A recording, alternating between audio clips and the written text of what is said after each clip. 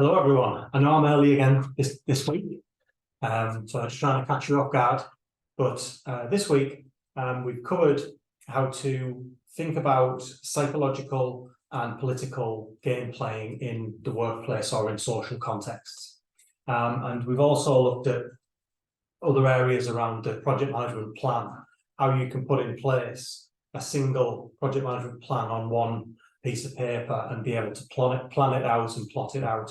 And so you're able to see and re-watch the video back to say if your project or change in your organization isn't going according to plan, then that should give you an idea as to some of the tools that you might want to implement if you haven't implemented them already. And also think of the other points made around different tools and processes and procedures within the project management plan to ensure that you've implemented them correctly. So it's very much like making a really beautiful meal.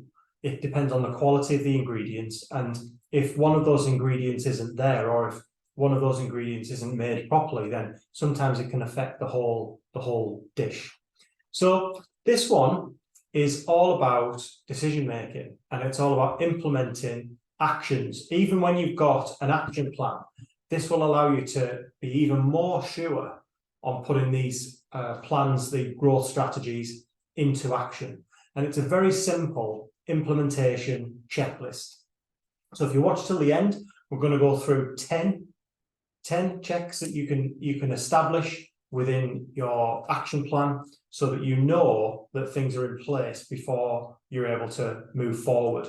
And this is for the entrepreneurs or the solopreneurs that have got their growth strategy, they've put it into an action plan, and they just want to check, not procrastinate, but just ensure that you've taken into account everything when putting things into action. So this is how you're able to take that leap in some regards from the action plan to tangible outcomes and tangible actions. So this is going out on LinkedIn, YouTube, TikTok, X, and Facebook. So please like, subscribe, and comment if you're watching from one of those platforms. I'm the Strategy Smith. I'm a global management consultant and business coach. I also work as a mergers and acquisitions advisory. If you want to work with me, then book a call, 15-minute free discovery call with me, and we can discuss your growth goals and how we can move you forward and potentially work together in the future. So this is all about an implementation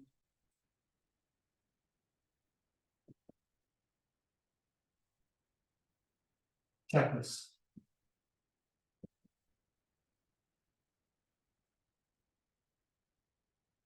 So you've done your growth strategy, you understand what actions you need to take and put it in form of an action plan. Ideally, you've created your project management plan and you've documented the work breakdown in sequence. You may have product breakdown, or you may have cost breakdown, budgets, etc. And so when you do your risk analysis, or when you're looking at just wanting to move forward and move things forward from an action plan, you might not want to create an industry out of it in order to get stuff done. But this checklist will allow you to at least see how you can make that step forward. So the first check before taking action is ask resources.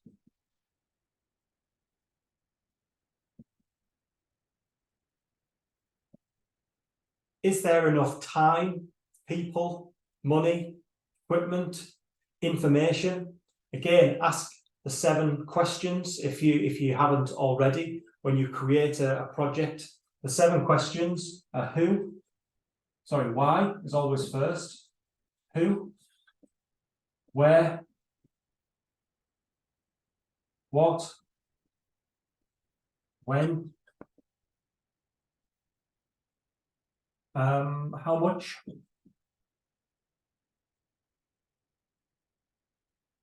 and why, who, where, what, when, and how much.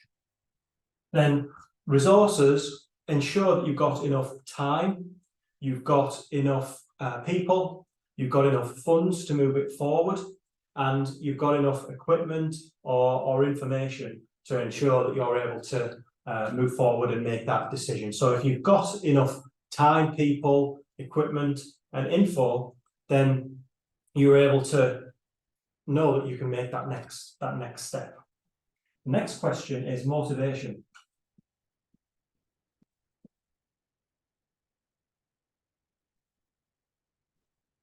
Are the people around you motivated to implement the change? So going back to your stakeholders, understanding who you've got around you, who can relate to your task, your growth goals, and your action plan. Is there enough motivation to get that moving and get that rolling steady? Is there any resistance?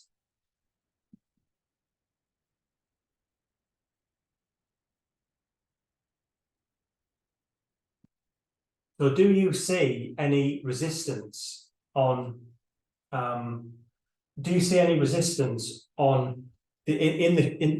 the change? Do you feel any resistance to the change? So is there any closed thinking? And remember that when you involve people in the plan, to plan the change, they rarely want to change the plan.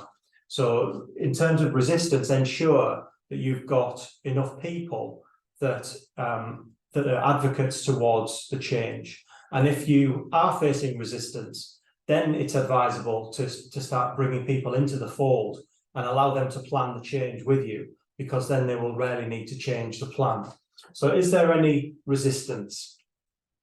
Are there any obstacles in relation to procedures or policies?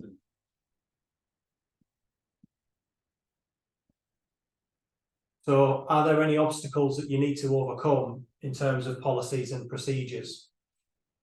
Are there any structural or hierarchical issues? So will structure allow the change?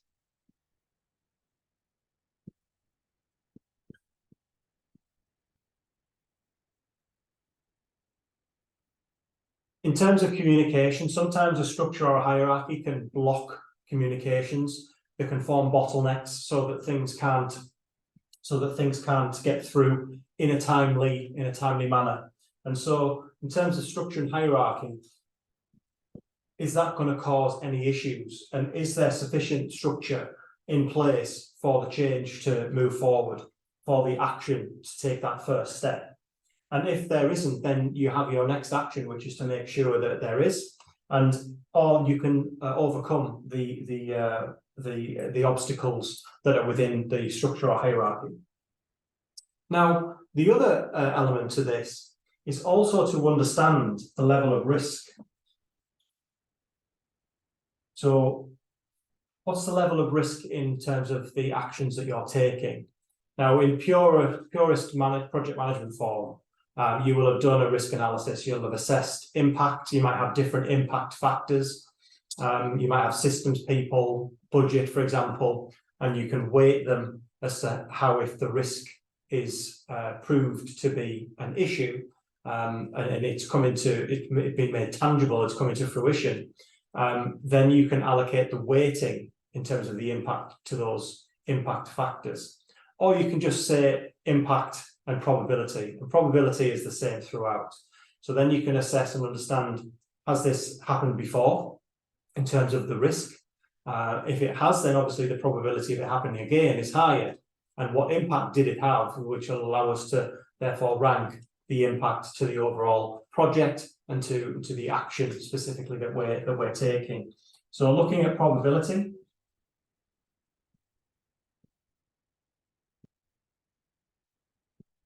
And impact.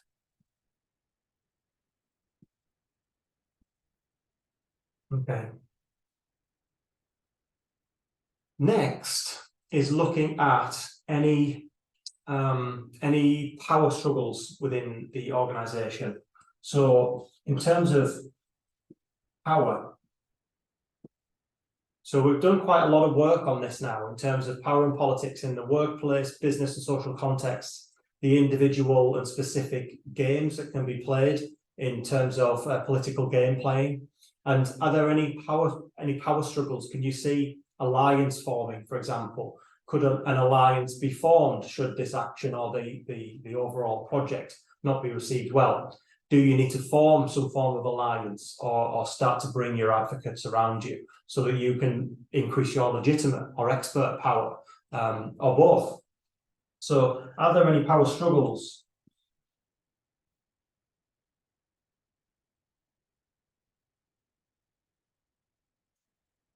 And then, of course, if there's issues with the structure, the risk, and the power struggles, then do you foresee any clashes?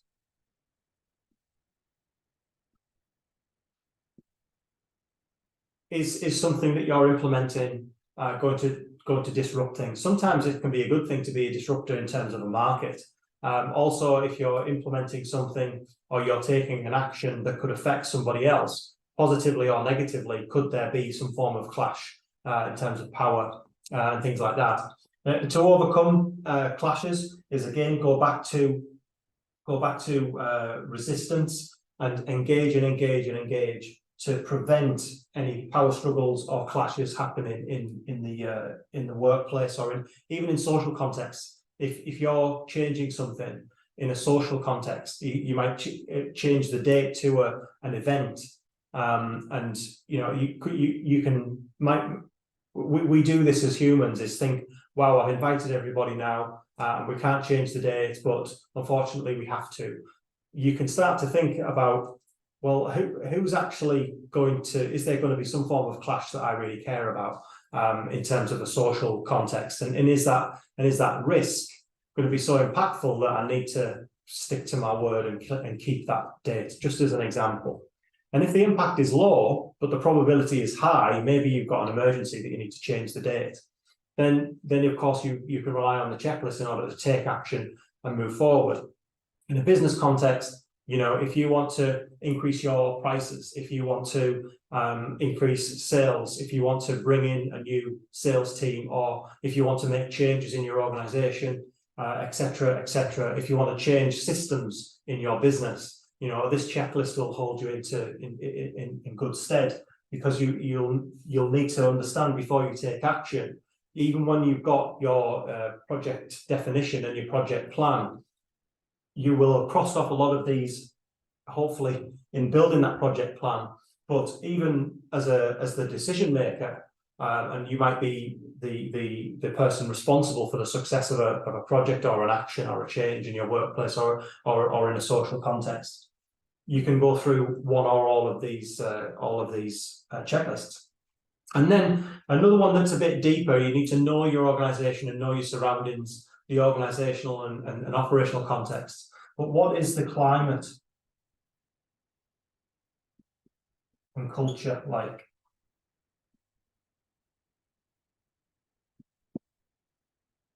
So in terms of, is the culture one that is open to change or stuck in tradition, the status quo of events? Is it a comfortable structure that no one wants to really disrupt? And that's a good check to do before taking action as well.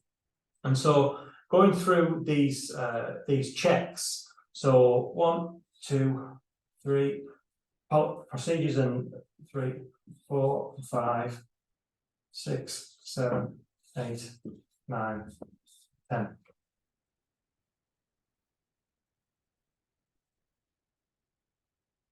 Going through these simple checks before taking action will give you the assurance that you're ready to take that step. Have I got enough resources in terms of time, people, money, equipment, information? You've asked the 7 questions, the 6 there: why, who, where, what, when, and why, who, where, what, when, how much, and how much. That's bothering me, but we'll get to it.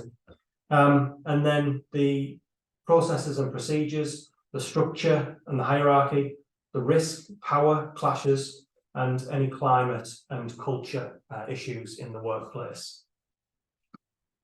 All right. So remember, go through these 10 checks to be able to implement the actions. And once you've crossed off these checks to implement actions, you can take that step moving forward to implement your action plans.